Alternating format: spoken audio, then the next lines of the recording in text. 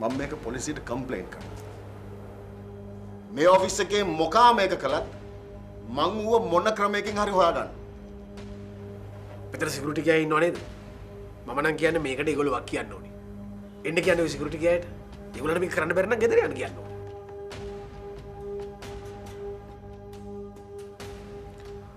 Mister Dissanayake. ඔයාට අදහසක් තියනවද මේක කළේ කවුද කියලා? නෑ මිස්ටර් ටිරන්. මම දැනගත්තෙත් මේ දැන්. කවුද මම මේ පුටුවට ආවට මේ ඔෆිස් එකේ අකමැති? තිරන් කවුරුවක්වත් එහෙම ඔයාට කැමතිද අකමැතිද කියලා ඕපන් කියන්නේ නෑනේ. හැබැයි ඉතින් මට දැනෙන විදිහට මෙතන 95%ක්ම ඔයා මෙතනට ආවට අකමැතියි. මොකද ඉතින් මේගොල්ලෝ ඔක්කොම මනුරංගට දීයන්ට වගේනේ සලකගෙන හිටියේ. ඒක හරි. වැඩක් නොකර පින්පඩි කකා ගත්ත අතල් එක නැති වුණානේ මම මෙතනට ආවට පස්සේ. නෑ එහෙම කියන්න එපා මිස්ටර් ටිරන්. කම්පැනි එක දැන් රන් වෙන විදිහට කැමති අයත් ඉන්නවා. එකෙක් දෙන්නෙක් ඇති. එහෙම නැත්තම් මෙහෙම මරණ තරජන දාන්න නෑනේ මේ බ්ලාචුවට.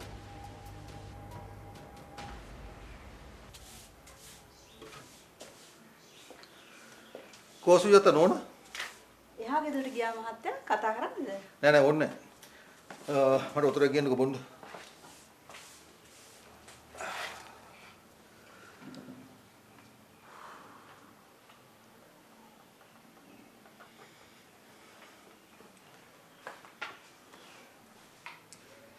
ඇයි තාත්ති පොලිසියෙන් කතා කරලා තිබුණේ?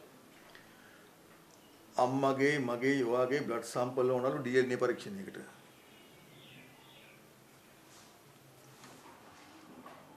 ඒ මොකටද? අයියාගේ පෙට්ටියට එළුවෙක් දාලා තිබුණානේ. ඔව්. ඉතින් දැන් ඒකේ මිනිස්සට කටුත් තියනවලු. ඒව අයියාගේලුද? නෑ තාම ඉතින් ඒක සැකයක් විතරයි. ඒකට තමයි අපි තුන්දෙනාගේම DNA පරීක්ෂණ කරන්න යන්නේ. බොඩි එක හම්බෙච්ච වෙලාවෙන් ඉතින් ඕව ටෙස්ට් කරන්න තිබුණේ. මාධවී කියලා තිබ්බ ටෙස්ට් කරන්න ඕනේ නෑ කියලා. සමහර විට ඒ ළමයාට ඒ ගැන වැඩි කල්පනාවක් තියෙන්න නැතුව ඇති. මොකද වෙඩි රින් එකයි අයියාගේ ඇඳුම් වල කෑලි ඒක ඇස්සේ තිබුණානේ. ඉතින් අයියාගේ බොඩි එක අයිඩෙන්ටිෆයි කරන්න ඒක හොඳටම ඇතිනේ. දැන් අයියාගේ කොෆින් එකට එළුව දාපු කට්ටිය හම්බ වෙලාද? නෑ. තාම නෑ. OIC කියනවා පොලිස් ඩිපාර්ට්මන්ට් එකට බැඳුනට පස්සේ මේ වගේ ඉන්ක්වයරි එකක් කරලම නැහැලු. සිද්ධි ගොඩයිලු ගැටලු ගොඩයිලු. ඔව් ඉතින් ඒකට තමයි පොලිසියක් ඉන්නේ. ඒගොල්ලන්ට දැන්වත් තෙල්ලක් දන්නේ මේව මාධවීලගේ ටිරාන්ලගේ වැඩ කියලා. නෑ ඉතින් ඒ ගැන තාම ඉතින් කවුරුත් මුකුත් කියන්නේ නෑනේ. මට පේන විදිහට පොලිසියත් මේගොල්ලන්ට සපෝට්ද කොහෙද? සමහර විට ඉතින් ටිරානුත් ලොකු අත්තක් අල්ලලා ඇත්තේ. මේ අර මනුස්සයට මම වතුරක් ගේන්නකෝ තාම ගෙනාවේ නෑනේ. කෝ? තාත්තා පොඩ්ඩක් ඉන්නකෝ මම බලන්න. සුජාතා සුජාතා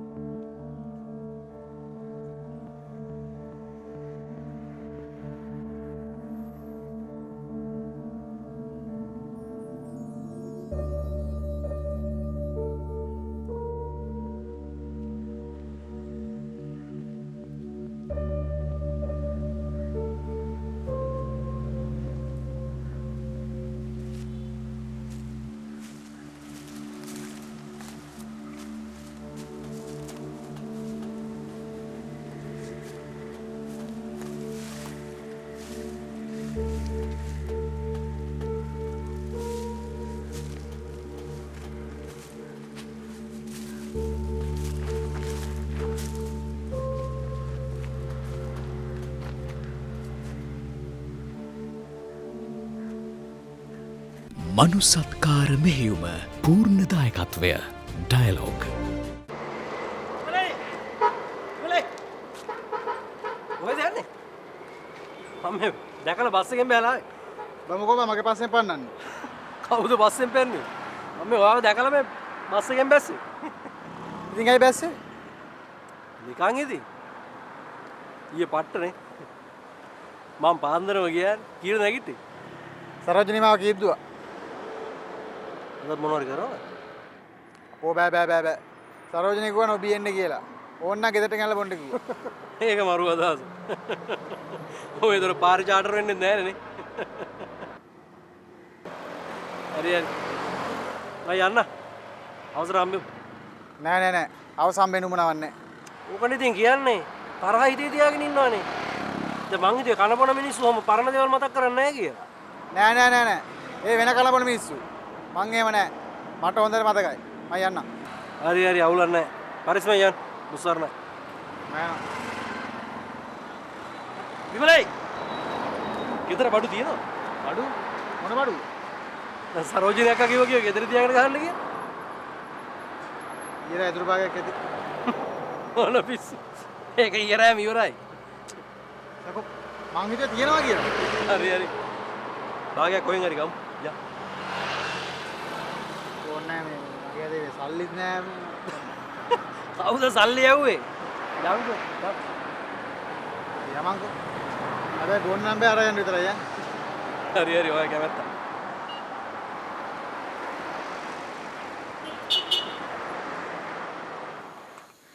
මම ඔයාලට කිව්වා නේද මාධවී සේනානායකගේ ජීවිතයට වඩා මාධවී ගුණසේකරගේ ජීවිතය අමාරු වෙයි කියලා. ඒක හරි. පහුගිය අවුරුදු 6 දිවත් වෙච්ච නැති දේවල් ටිකක් නේ මේ ටික දවසට උනේ. මම හිතන්නේ මාධවී තම පටන් ගත්තේ නෑ කියලා. මට ඕන උනේ මගේ දරුවගේ ආරක්ෂාව. මට මේ ප්‍රශ්න වලට තනියම මූණ දෙන්න බැරුවයි හිටියේ. දැන් පුළුවන් ද ඔයාලට මුණ දෙන්න? ඔය හිතන්නේ මම මෝඩ වැඩක් කරා කියලාද? මං සාමාන්‍යයෙන් යාළුවන්ට උපදෙස් දෙන්නේ නැහැ. ස්පෙෂලි මේ වගේ දේවල් වලදී. ඉතින් මම වගේ හොඳම යාළුවා නෑ. සමහර ටොපික්ස් තියෙනවා හොඳම යාළුවන්ට පරිසම් වෙන්න ඕන. මේකත් ඒ වගේ ටොපික් එකක්. මට තියෙන ලොකුම ප්‍රශ්නේ ටිරාන් දැන් එන්න වෙනස් වෙනවා. කියන්නේ එයාගේ කතා බහේ ඉඳලම වෙනස්. සමහරවිට නිකන් රස්තියාදුකාරයෙක් වගේ. මං හිතන්නේ එයා වෙනස් වෙනව නෙවෙයි. එයා සාමාන්‍ය තත්ත්වයට එනවා කියලා. ඒ කිව්වේ? එයා වෙනස් වෙලා හිටියව වහම මැරි කරන්න කලින් මාධවී. දැන් තමා ටිරාන් නියම ටිරාන් වේගෙන එන්නේ.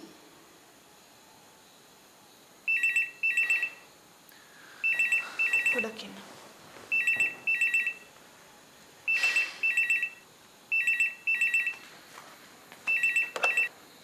හලෝ. අයියානේ ෆෝන් එක ආන්සර් කරන්නේ නැත්තේ. දැන් මේ ආන්සර් කරේ? නෑ මම මේකට ගත්තා මොබයිල් එක ආන්සර් කරන්නේ නැති හින්දා. ඔයා කාත් එක්ක හරි කෝල් එකක හිටියේ? මගේ ෆෝන් එක සයිලන්ට් දාලා ඇත්තේ. මේ වගේ වෙලාවටත් ඔයා ෆෝන් එක සයිලන්ස් දානවනේ. දැන් ඇයි කතා කරේ? දැන් මෙතන මං ඉස්සරහා අපේ ස්ටාෆ් එකේ කට්ටිය ඉන්නවා. මං දැන් මේක ස්පීකර් දානවා. ඔයා එයාලට පුංචි අවවාදයක් දෙන්න ඕනේ. මම මොන අවවාද දෙන්නද? නෑ. ඔයා මේගොල්ලන්ට කියන්න හැංගි ගේම් ගහන්න නැතුව මූණට මූණ එන්න කියලා කොන්ද පණ ඇතුව. ටිරාන් මට ඕවට කියන්න දෙයක් නැහැ. ඔයා ඕන දෙයක් කියාගන්න. අයියනේ ඔයා මේකේ චෙයාපර්සන් නේ. ඔයා මේගොල්ලන්ට අවවාද කරන්න ඕනේ. නැත්තම් මේගොල්ලෝ මේ අපේ ඔළුවට අත හොදන්න එනවනේ. ටිරාන් දැන් මම ස්පීකර් ෆෝන් දාලා තියෙන්නේ. නෑ අයි දාන්නද? ටිරාන් ප්ලීස්. ඔයා උතන MD. මේ ප්‍රශ්නේ මේට වඩා වැදගත් විදිහට හැන්ඩල් කරන්න. අනික ඔයා ඔහොම කෑ ගහන්න ගත්තම ඒක වගේ තත්වෙටයි හොඳ නැත්තේ. තත්ත්වෙ නෙවෙයි මාධවී. මට වැදගත් වෙන්නේ මගේ ජීවිතේ. මොකද කියන්නේ? ඔයා කට්ටියට කතා කරනවද? නැහැ. මං කියන්න ඕනේ දේවල් ටික ඔයා කියන්න. හැබැයි ප්ලීස් උතන නිකන් ගෙදර වගේ කෑ ගහලා ඔය මිනිස්සු ඉස්සරහා විහිළුවක් වෙන්න එපා. මම හිතනවා ඔය ප්‍රශ්න ඊට වඩා ප්‍රොෆෙෂනල් විදිහට හැන්ඩල් කරනවා. Okay. Bye. Hello? Tiran? Hello?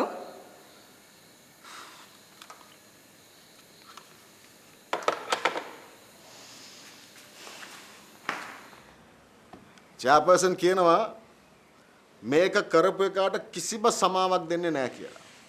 එයා කියනවා මේක ආයතනයේ ප්‍රධානියට කරපු මරණ තර්ජනයක් කියලා. මරණ තර්ජනයක් කියලා කියන්නේ මරුවා හා සමානයි. එහෙමනේ? ඔව් සර්. මොකද අනිත් කට්ටිය නිශ්ශබ්ද?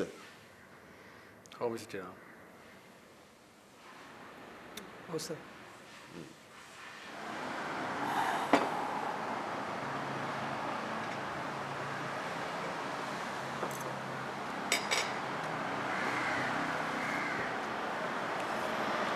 මම උඹලාට කිව්වනේ. මගේ පස්සෙන් මැරෙව ටිකක් පන්නනවා මාව මරන්න.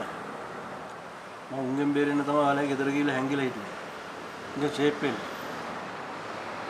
දැන් එතකොට ඔබ මගේ ගෑනට කෙලෙලුවේ නෑ. ආ? ඔබ මගේ ගෑණිව දැලේ දාගන්න උත්සාහ කරේ නෑ. පිස්සුදනේ. සරෝජනියක් අදන් වයසයි. ඔබේ බැඳපු නාකි ගෑණියෙක්ව දැලේ දාගන්න මගේ ඇස් දෙක පොට්ට නෑ. අයකෝ දැන් උඹ කියන්නේ සරෝජිනී නාකිය කියලාද? ඔයාට නාකි නැතුව ඇති. ඒක ඉතින් මට නාකි. ඒ කියන්නේ දැන් මම නාකිනේ. උඹලා ඒනේ වයස පාටක් පෙන්නේ නැහැ. අනේ පළයන් බා නිකන් බොරු කියන්නේ නැතුව. නෑ මම බොරු නෙමෙයි කියන්නේ ඇත්ත. නෑ. ඒක නෙමෙයි. මට පොඩි ප්‍රශ්නයක් තියෙනවා. මොකද ප්‍රශ්න? මම සරෝජිනීට කියලා ආවේ ගෙදර ඇවිල්ලා භාගයක් තියන් බොනවා කියලා. හරිද අපි එහෙනම් අරයියා. අරන් ගිහින් අංගිලා ගෙදර තියාගෙන බොමු. මං සරෝජිනීට කිව්වේ ගෙදර ඇවිල්ලා භාගයක් තියන් බොනවා කියලා. හරිද අපි එහෙනම් වෙරි පෙන්නන්න නැතුවේ මෙතන ෂේප් නේ. ඔව්. අපි කියමු අපි බිව්වේ නෑ කියලා. අපිට තියෙන්නේ මුල ඉඳන් පටන් ගන්න විතරයි. අපි බිව්වේ නෑ කියලා කිව්වහම ගෑනු පිළිගන්නෝ ගෑනුන්ට හොයන්න බෑ ගාමිණී අපි බීලා දින්නේ නැද්ද කියලා.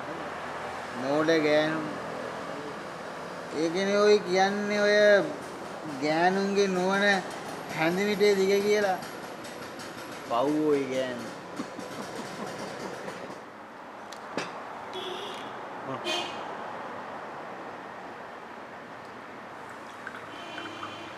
ගන්න.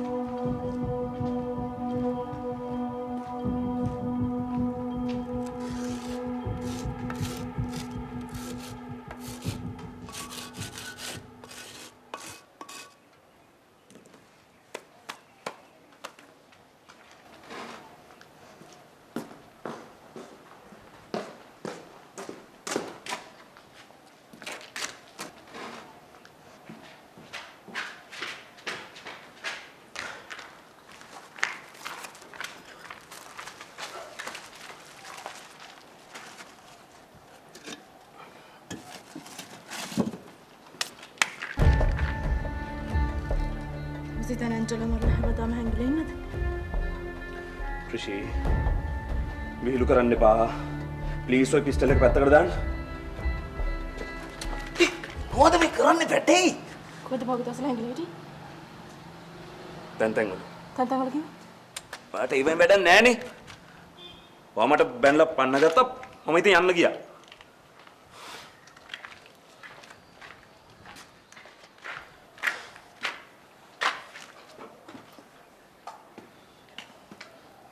මං ගිහලා පොලිසියට බාර වෙනවා. එතකොට රිමාන්ඩ් කරලා 3 වේල කන්න හරි දෙයිනේ.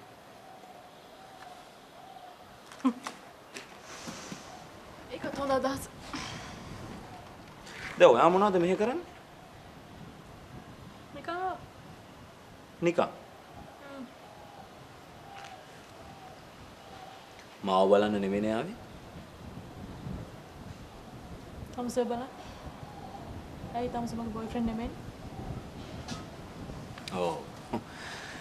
ඒකත් හරි තමයි. කවද හරි? නෑ ඉතින් මං ඔයාගේ බොයිෆ්‍රෙන්ඩ් නෙවෙයිනේ.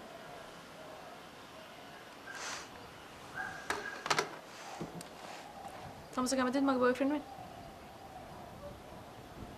මොකද්ද? කැමතිද මගේ බොයිෆ්‍රෙන්ඩ් වෙන්න?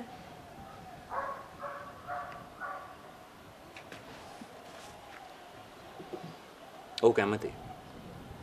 කැමති? ඔව් කැමතියි. ඇයි කැමති? මන් දන්නේ නැහැ ඉතින්. ඔයානේ මගෙන් ඇහුවේ කැමතිද කියලා. තමසේ දැන් මම විහිළු කරනවා කියලාද? නෑ. මම එමේ දන්නේ නැහැ. එනෑ මේ හිතනවා. මොකද මං කරන්නේ විහිළු.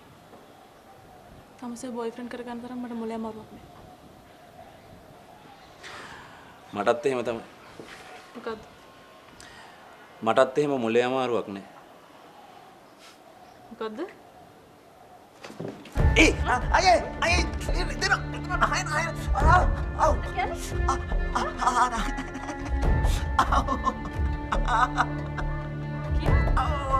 දෙක තිබුණා කියන්නේත් සුජාතනේ.